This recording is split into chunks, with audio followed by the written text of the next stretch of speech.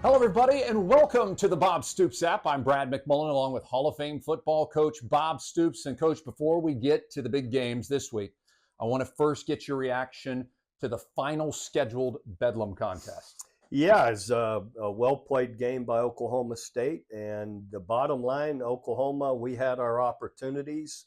We made too many mistakes to win a game like that, a tight game when we dropped two fumbles that were just snaps, which weren't caused by Oklahoma State. It was all on us. Way too many penalties, some drop balls. You got to play a clean game or a close to a clean game, and when you make those kind of mistakes, that's not a clean game. And if you're going to win tight games, which we have earlier in the year, for instance, Texas game, we had 4 penalties throughout the entire game, didn't have a turnover. Those things matter, and we're able to complete drives. We get stalled. We've gotten stalled out with some of these penalties, pre-snap penalties that have nothing to do with competing, just pre-snap mental, put us behind the chains, and then we end up punting or missing a long field goal. So we just got to play cleaner and do our job that way. All right, the play that a lot of people have pointed out on social media involved your son when he is in the end zone and he's obviously interfered with. There was not a call. Your thoughts on that play specifically? I'm not going to bring that. I'm not getting into that debate since it's my son. He'll speak for himself. The coaches will speak for him. I don't want that out there. I don't want me commenting on it. Again, I love the way my son plays. I think everybody can see it for themselves, and no need for me to have to say anything. All right, let's talk about something spectacular with your son, not just his performance on that Saturday in Bedlam, but the fact that he's yet again a finalist for the Burlsworth Award. Burlsworth. I got to get it right. Yeah, Burlsworth Award. Award is given to the player most deserving here at this point that started as a walk-on. And so he's worked hard. He plays hard all the time. They got a good bunch of players around him and coaches. So proud of Drake and everything that he's doing. And hopefully he can really complete this year, in such a positive way, the way it's been going. And hopefully we could, finish out winning in these games. That's all that he cares about. And, but very proud of him to be in that position for that award. Speaking of being proud, when you see the way he has handled the expectations of having your name and playing at the University of Oklahoma, to see him excel at such a high level and to be the go-to guy on offense in a lot of different ways the last few years, it's got to make you feel so proud. Very proud. And just the way he represents the program, represents the other players, represents our family. So obviously his mother did a hell of a job with him, and I appreciate her for that. But no, he's a special young man, and as all my children are, all our children are. So just happy that he's having the success that he is. Yeah, obviously you can see he had a great father. All right, so let's fast forward this week. Oklahoma plays West Virginia, a very good football team. I argue that this could be one of the best football teams they've played all year. 6-3. They lost a close one to Penn State. They lost on a Hail Mary on another play. This is a good team coming from Morgantown. Agreed. When you look at the record, you see how they've lost. Yeah. The tight games, tough games. Hail Mary should never have lost. Neil Brown's done a great job. He and his staff, the head coach there, and they're playing well in all parts of the game. I've been very impressed with. Quarterback has made a bunch of plays, so that we're going to need to really play as I said earlier, a good, strong, clean game. Yeah, and it goes back to what you said last week. If you win the turnover battle, if you don't let penalties hurt you, and you win the rushing battle, you're going to win most every football game you play. That has not been the case for Oklahoma the last 2 weeks, and it's cost them. What can they do, basic football, to try to eliminate some of those turnovers? They're the way they practiced and to be mental, and I'm not saying they're not focused, but you just have to be able to catch the snap. I don't, wherever it is, or get it in a proper place to be able to handle the ball. And you got to be able to convert on third downs and fourth downs. But third downs especially, and you have to eliminate non-playing penalties. When I say that, penalties before the snap, penalties after the snap, I'm not talking about in the middle of the competition. It's the mental the mental to know the snap count, to be onside. Those kind of things are very simple to correct, and the guys have to have the mental toughness to be able to do it properly. All right, point spread on this game's 13 points. That seems like a whole lot of points for Oklahoma to be favored by in this contest. If you see the best OU team, they can do that. If you see the team that has played the last 2 weeks, that's a hard number to come by. Well, I'm always going to take OU, and I believe in them. I believe in the coaching staff, every one of them, and believe we'll come out and be determined to play that clean game, to play a strong, determined game, to really play at our best. And a lot still to play for, obviously. If they win the next 3, they can have 10 wins on the season. And who knows what will happen in the other games. That's why you play them. Oklahoma could find themselves in the Big 12 championship game, potentially at a rematch with Oklahoma State, but that's a long way down the road. But you've got a lot to play for Saturday night. Absolutely, and it's the next game up. We've said that all year. Even after big wins, losses, either one, you got to go play the next week, and hopefully, OU will be at their best, Saturday evening. All right, a top 10 matchup, Michigan on the road taking on number 10, Penn State. Penn State with that one loss to Ohio State. How do you see this one going, Coach? I think with all this stirring around Michigan, at some point it's got to bother them. At Penn State, be a cold night. I'm going to go with Penn State to get it right and have the correct plays to have a chance to beat them. I'd like to think Penn State's changed their signs or whatever the signals are, so they won't have that advantage at this point. So if that's the case, then I'm going to give Penn State. I'm just going to go out on a limb. I know they'll be underdogs at home, but I think they'll win. I like that pick. And one of the things I was going to say is that you see so much organization behind the scenes of the head coaches and the athletic directors asking the Big Ten to step in and punish the university, punish the football team and Jim Harbaugh. From what ESPN is reporting as of today, it looks like a punishment would be more on the head coach and not so on the team. Your thoughts on what a punishment should be for something like that? I'm not going to weigh in on what the punishment should be. Anyone out there that says this is happening everywhere, no, it isn't. I've been in this game for 40 years, over 40 years, and on multiple teams, and I've never heard of anybody going out to scout or to film somebody. And I'm not saying it happened. I haven't followed it close enough. If it happened, it's wrong. It's egregious. And it doesn't happen. It isn't happening out there like everyone think like, oh, well, everyone's doing it. No, they're not. Now, anyone can look across the field. It's your job to see substitutions or to see what someone's signaling. I can look with my own eyes and know what it is. Well, then you need to change your signals, or I'm doing a good job. Never filmed, never you studied or went to another place to go scout somebody. That doesn't happen. And I've never heard anyone filming it or doing that. Other than the naked eye, if you can determine what someone's doing, that's your job to do. But never filming somebody and studying it and marrying it up, that's wrong. All right, Oklahoma State off that big Bedlam win, going to UCF. OSU only favored by 2 points in Orlando. Yeah, I'm going to just make sure Oklahoma can get a chance at this. They're going to have a letdown. Right. Anyway, I like Mike Gundy too much to say I'm rooting against them, but to put us in a better position, maybe. But sure. I don't know. Probably going to root harder for Texas to lose. There you go. That may be the best thing to do. Just send Oklahoma State some tickets to Disney World. Be like, go enjoy yourself. I can't take my OU bias out of all of this, okay? So I'm trying. But Oklahoma State's playing great. You got to, again, Mike and his staff, they've been awesome. The quarterback has really come on and made a big difference for them. Yes. So, you just got to go play it. So we'll see. Yeah, it's going to be interesting. I love Oklahoma State continuing that momentum and winning on the road at UCF. They showed me a lot last week in Bedlam. All right, huge game in the SEC. Number 9, Ole Miss at number 2, Georgia.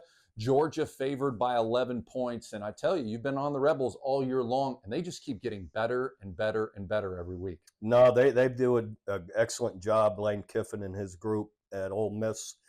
I'm gonna take Ole Miss with the points. The points, I yeah. still think Georgia will win, but Ole Miss is really playing well, as you just said. I agree with you. I think Georgia is probably the best team in the country and defending back-to-back national champion. You can agree with that.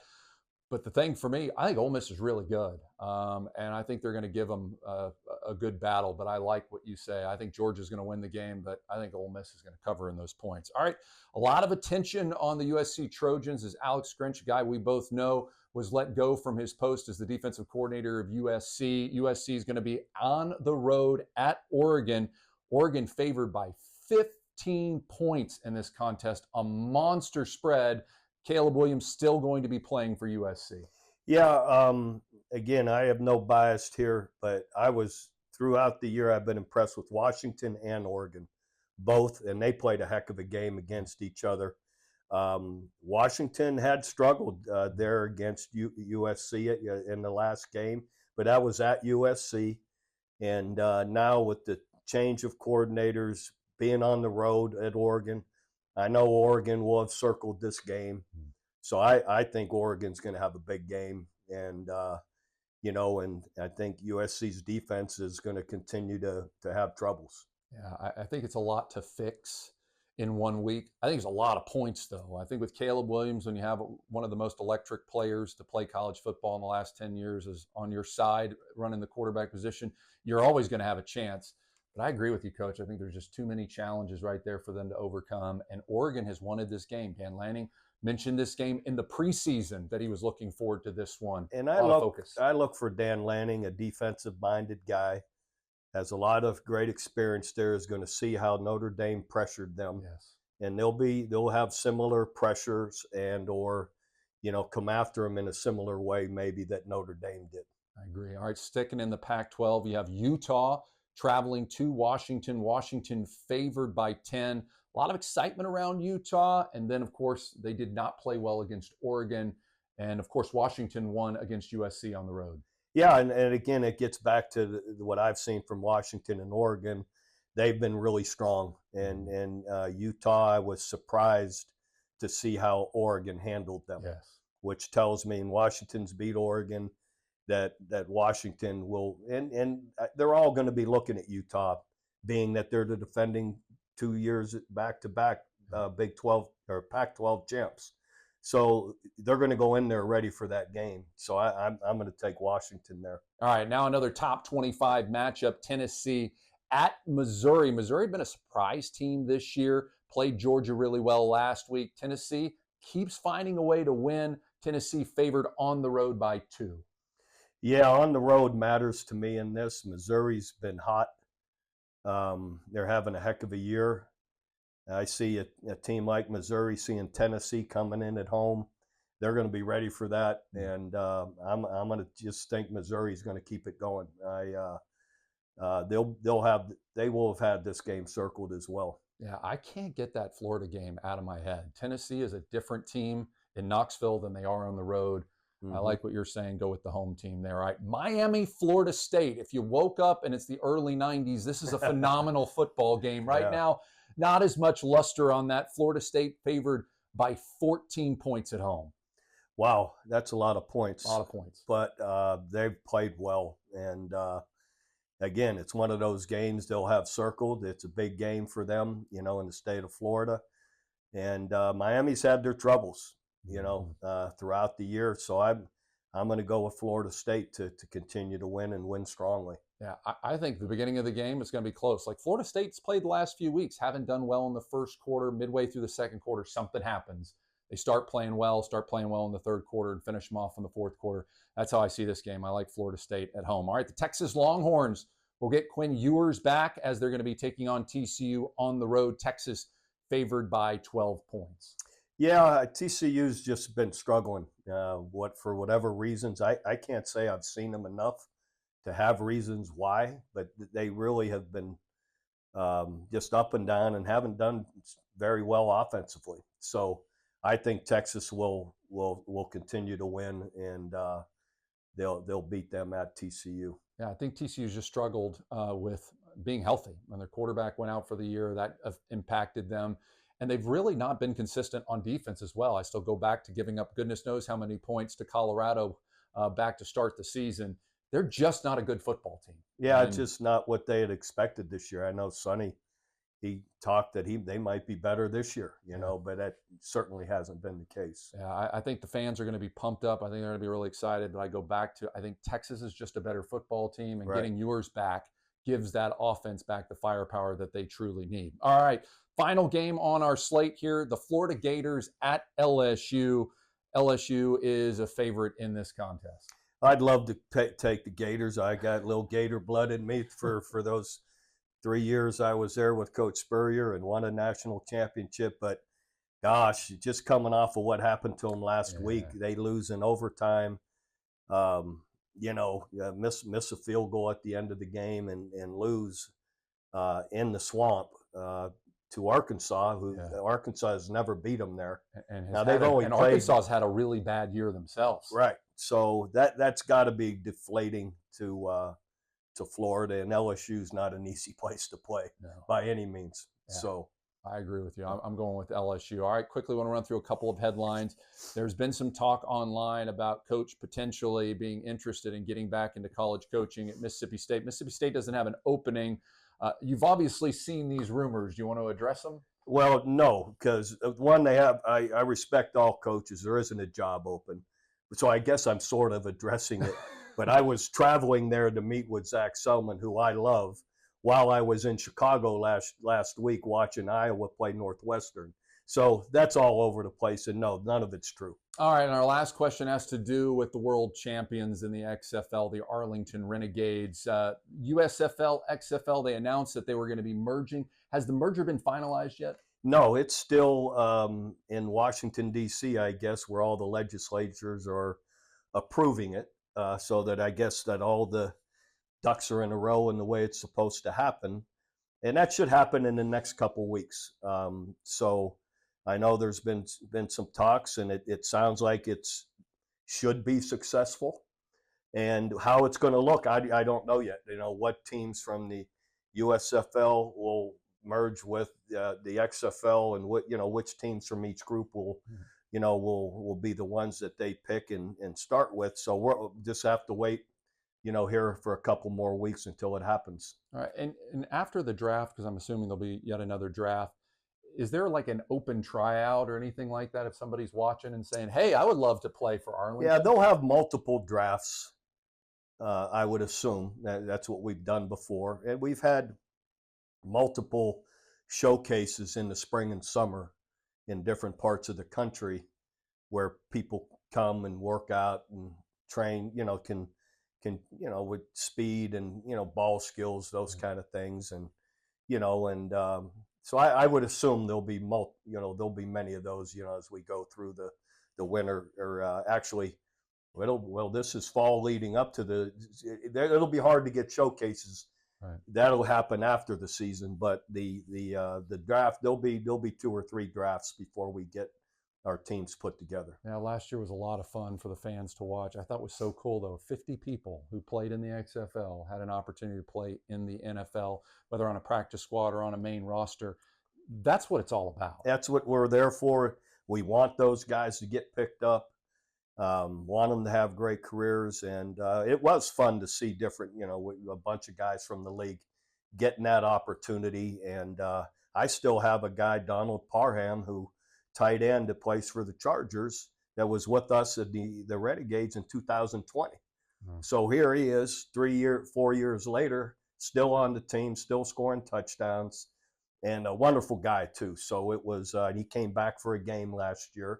So anyway, that's what it's all about. That's what we want, a platform for all of these players to show that they can still play and to have the opportunity to get picked up.